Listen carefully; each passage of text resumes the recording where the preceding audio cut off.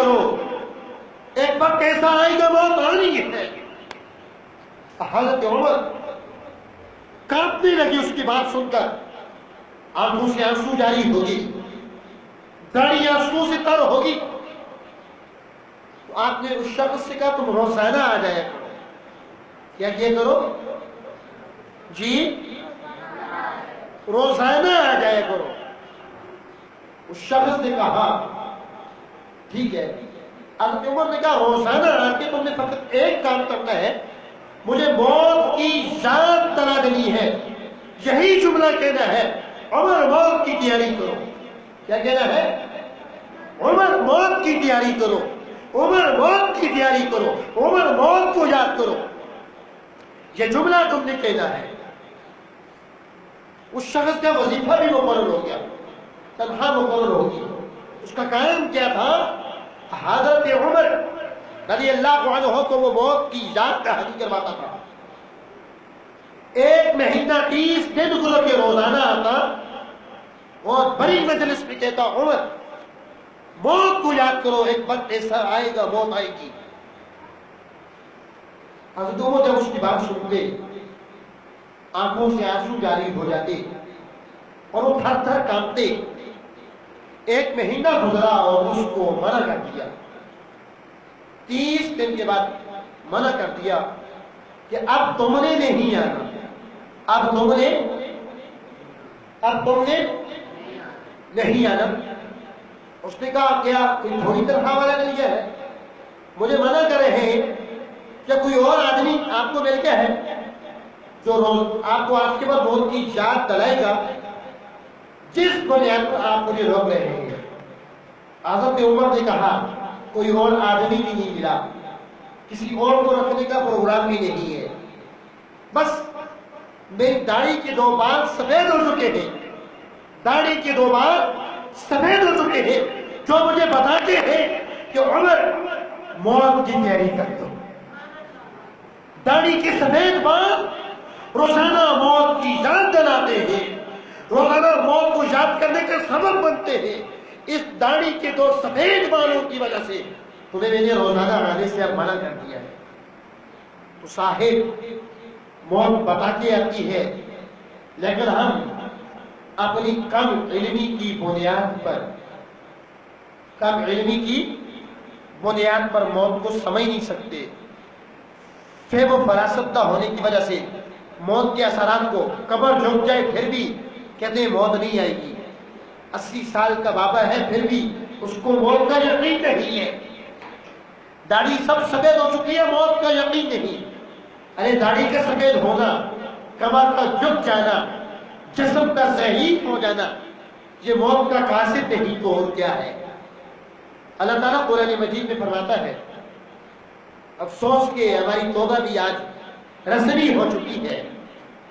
آج تو 1 سال کے بعد اجتماعی توبہ لوگ کرتے ہیں، اجتماعی۔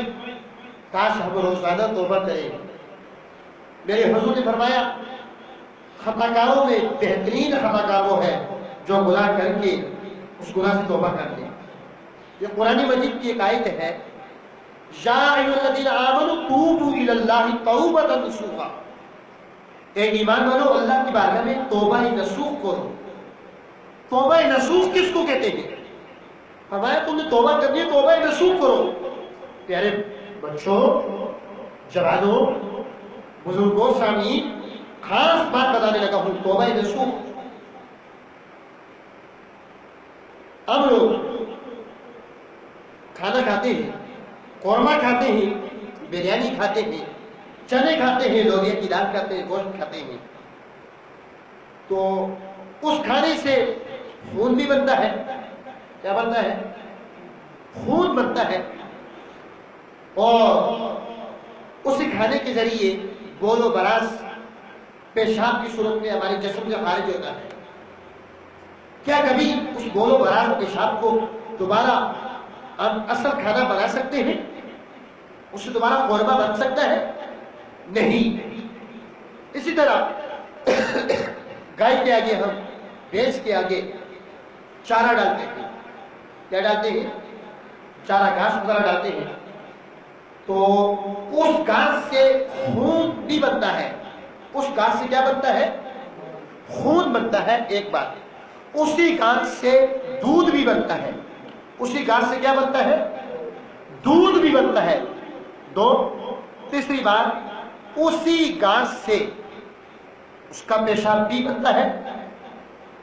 تو اب جب ہم اس گائے یا بھینس سے دودھ نکالتے ہیں، دودھ کو نکالتے ہیں جو اس گھاس سے تیار ہوا، چارے سے تیار ہوا، دودھ نکالنے کے بعد، بھینس کا گائے کا دودھ نکالنے کے بعد دوبارہ ہم اس دودھ سے گھاس بنا سکتے ہیں؟ یہ ممکن ہے؟ ناممکن ہے. وہ حال ہے کسی صورت میں نہیں ہو سکتا. اس سے یہ جو تین چیزیں تیار ہوتی ہیں، بولو براس، پیشاب، خون، دودھ، ان کو دوبارہ ہم اصلی کنڈیشن پہ لا سکتے ہیں، اصلی حالت پہ لا سکتے ہیں؟ یہ ممکن نہیں. سائنس جتنی مرضی ترقی کرے لیکن وہ اپنی اصلی حالت پہ آ سکتے نہیں. یہ ناممکن ہے، محال ہے. تو اللہ نے بھی فرمایا ایسی توبہ کرو جس طرح چارہ کھانے کے بعد دودھ نکلتا ہے گائے کے بدن سے، وہ دودھ دوبارہ چارہ نہیں بن سکتا. تم بھی ایسی توبہ کرو کہ جس طرح وہ دودھ دوبارہ چارہ نہیں بن سکتا، تم بھی دوبارہ گناہوں کی طرف نہ جا سکو. یہ ہے توبہ نصوح. عورت کھانا کھاتی ہے اور اس کے پستان سے دودھ نکالا جاتا ہے. دودھ نکلنے کے بعد دوبارہ اس کے جسم میں پستان کے ذریعے داخل نہیں ہو سکتا. ہو سکتا ہے؟ نہیں. بکری کی تھن سے دودھ نکالے دوبارہ تھن کے ذریعے داخل ہو سکتا ہے؟ دوبارہ وہی دودھ چارہ یا درختوں کے پتے بن سکتا ہے؟ نہیں. فرمایا کہ تم بھی ایسی توبہ کرو دوبارہ گناہوں کی طرف جا ہی نہ سکو. گناہوں کی طرف جانا محال ہو، گناہوں کی طرف جانا ناممکن ہو. یا ایھا الذین آمنوا توبوا الی اللہ توبۃ نصوحا. اے ایمان والو، اللہ کی بارگاہ میں توبہ نصوح کرو. اور قرآن مجید کی وہ جو میں نے آیت پڑھی تھی آپ کے سامنے، یا ایھا الانسان، اے بھاگے ہوئے انسان، ما غرک بربک الکریم، آجا آجا آجا، تیرا رب بڑا کریم ہے، بڑا کرم کرنے والا ہے. آج بڑی محبت سے بلا رہا ہے، کل منہ چھپا کے آئے گا کفن میں.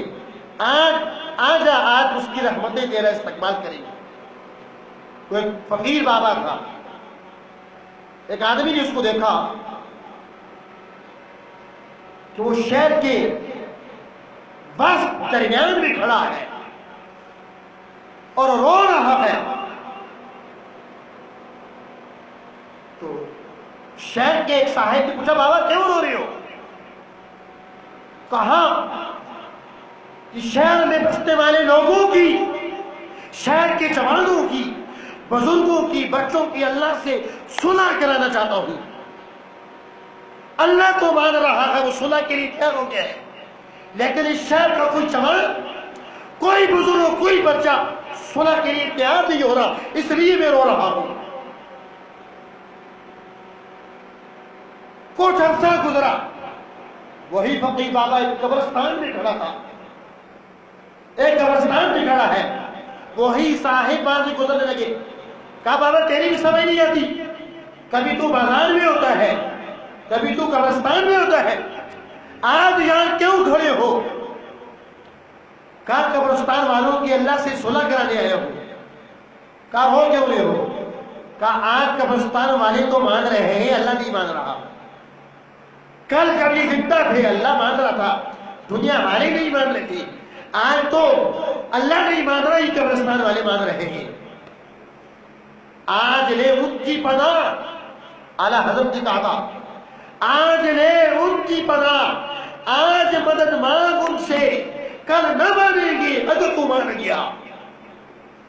آج لے ان کی پناہ، آج مدد مانگ ان سے، آج لے ان کی پناہ، آج مدد مانگ ان سے، کل نہ مانیں گے اگر تو مان گیا. آخری بات سناؤں آپ کو، وقت ہونے والا ہے.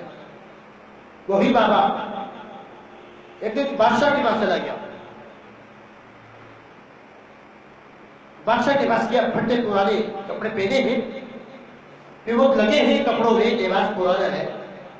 बादशाह से मुलाकात हुई, कहा बादशाह ये छोड़ो शायरी हुकूमत को, इसका कोई फायदा नहीं, कोई हकीकत नहीं। बादशाह ने कहा इस फकीर बाबा का दिमाग खराब है, इसको निकालो यहां से। इसे क्या खबर है कि हुक्मरानी करने में कितनी लज्जत है, कितना हुस्न है। पुलिस वाले भी सलूट मार रहे होते हैं, तो आर्मी वाले भी खड़े होते हैं। वो तख्ते शाही का कहते ना, किन किन तौर तरीकों से वेलकम कहा जाता है। निकाल के उस फकीर बाबा को उस बादशाह के वो आप सीख दे। बुजुर्गों, जवानों, बच्चों, एक दफा ऐसा वो वही बादशाह घोड़े पे सवार होकर शिकार के लिए गया, उसका घोड़ा सरकश हो गया, उसने भागना शुरू कर दिया। कहीं दूर किसी बादशाह को कहीं दूर वीराने में ले गया। अब सख्त गर्मी की, बादशाह को प्यास लगी। वही फकीर बाबा जो उसके दरबार पे गया था, देखा पानी बेच रहा है। बादशाह ने उससे पानी मांगा, कहा एक गिलास पानी का दो। कहा क्या दोगे? बादशाह ने कहा मैं बादशाह हूं भाई, मैं बादशाह हूं, सल्तनत का मालिक व वारिस हूं, जो मांगोगे वही दूंगा। मुंह मांगी कीमत का लेकिन उधार, अभी मेरे पास कुछ भी मौजूद नहीं। उसने कहा नहीं मुझे अभी चाहिए। कहा अभी तो कुछ मौजूद नहीं। बादशाह ने कहा लो, आधी सल्तनत तुम्हारे नाम करता हूं, आधी सल्तनत तुम्हारे नाम करता हूं। बादशाह ने लिख के दे दिया। उसने एक गिलास पानी का पिलाया। एक गिलास पानी की खातिर बादशाह ने आधी सल्तनत फकीर को दे दी और उससे चमड़े पर लिखवा लिया। अब पानी उसके हलक में जाके रुक गया, अल्लाह की पकड़ में आ गया। उस हकीम ने कहा, उस फकीर ने कहा मैं हकीम भी हूं, इलाज भी आता है, अल्लाह ने मुझे हिकमत भी सिखाई है, तो अगर कहते हो तुम्हारा इलाज कर दूं? कहा इलाज करो, मैं मर रहा हूं। कहा दोगे क्या? उसने कहा मैं बादशाह हूं भाई, जो मांगोगे वही मिलेगा। कहा तुम्हारी बादशाहियत तुम्हें मुबारक, मुझे अभी क्या दोगे? उस बादशाह ने कहा लाओ चमड़ा लिख के देता हूं, जो आधी सल्तनत बच गई है उसको भी तुम्हारे हवाले करता हूं। ठीक है, उसने इलाज किया, पानी हलक से नीचे उतर गया। कुछ दिनों के बाद वही फकीर बाबा सदा लगाते उसी बादशाह के बाहर में आ गया। कहा छोड़ो भाई इस सल्तनत को, इसमें क्या रखा है, जाओ अल्लाह को याद करो, अल्लाह को बुलाओ, इबादत करो, रियाजत करो, सदाकत और सखावत में गाजी बन जाओ। उस बादशाह ने कहा लगता है तू ये फकीर बाबा पहले भी नहीं आया था, इसका दिमाग खराब है, इसको निकालो। इससे क्या पता हुक्मरानी करने में कितनी लज्जत है, कितने लोग इस्तकबाल करते ही बाबा होती है। तो पता क्या, उस फकीर ने कहा सबक मुझे निकालने से पहले ये चमड़ा है, ये बादशाह, ये तेरी तारीफ है, ये सल्तनत जिसमें तुझे आज बड़ा फख्र है, बड़ा नाज है, बड़ा घूमंड है, बड़ा गुरूर है, एक गिलास पानी की खातिर तूने मुझे लिख के दे दी, तख्ते सिकंदरी पे धूप देने की हो,